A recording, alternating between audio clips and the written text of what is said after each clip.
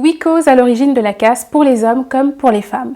La première, c'est donc l'étraction. Celle-ci va plus intéresser les femmes. Vous pouvez constater de la casse parce que vous apportez trop de traction donc à votre fibre capillaire. Cela peut être dû au fait que vous réalisez des tresses un peu trop lourdes. Il va falloir diminuer la quantité de mèches que vous allez apporter pour la quantité de cheveux.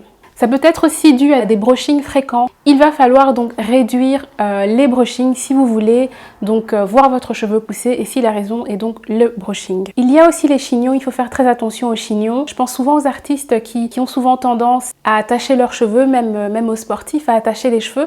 Donc il faut faire très attention à ça, à ne pas trop serrer le chignon. En deuxième, on a donc les agents chimiques. Cela peut être les produits que vous utilisez au quotidien qui vont contenir des agents asséchants pour vos cheveux, par exemple comme les tensioactifs. Dans le choix de vos produits, on va vous conseiller d'aller vers des produits dont les ingrédients vont être respectueux de votre fibre capillaire, dont les ingrédients vont être naturels. On a aussi le défrisage et les colorations, donc dans les agents chimiques. En troisième, on a donc la cause alimentaire. Est-ce que vous mangez bien? Est-ce que vous mangez de manière équilibrée?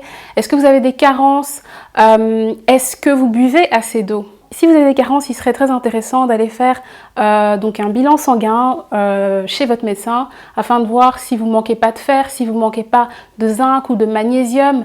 C'est vraiment, surtout le fer, c'est vraiment l'une des raisons pour lesquelles des fois on va constater au niveau donc, des cheveux qu'il y a de la casse. Bien évidemment, votre médecin vous dira qu'il faut manger assez de fruits et de légumes par jour et bien évidemment de boire assez d'eau. En quatrième, on a souvent la routine capillaire qui doit être adaptée. À quelle fréquence lavez-vous vos cheveux? Avec quel type de shampoing vous lavez-vous les cheveux? Jusqu'à combien de temps est-ce que vous allez garder vos coiffures protectrices? Qu'est-ce que vous faites entre les coiffures protectrices? Est-ce que vous allez réaliser un soin? Est-ce que vous allez laisser votre cheveu respirer? Ou est-ce que vous allez enchaîner à chaque fois les coiffures protectrices? Il est important d'avoir une bonne routine capillaire. En cinquième, on a souvent la prise de médicaments qui va rentrer en compte dans la bonne tenue de nos cheveux. Souvent, on va constater que certaines personnes vont prendre certains médicaments de manière régulière et qui, malheureusement, vont avoir tendance à ralentir la pousse ou avoir tendance à assécher le cheveu. Il faut vraiment faire attention à ça aussi. En sixième, on a les causes hormonales. Est-ce que vous avez un dérèglement hormonal? C'est important de le savoir. Allez peut-être faire un dosage hormonal si vous avez un petit doute, puisqu'il y a certaines pathologies dont les origines sont hormonales qui vont avoir un impact sur la pousse du cheveu. En septième, on a le stress, on a la peur. Donc, est-ce que vous êtes stressé? Est-ce que vous êtes souvent fatigué? Est-ce que vous avez eu un choc émotionnel? Est-ce que vous avez eu très peur à un moment donné? Ça aussi, ce sont des raisons pour lesquelles on peut avoir une chute de cheveux qui peut survenir.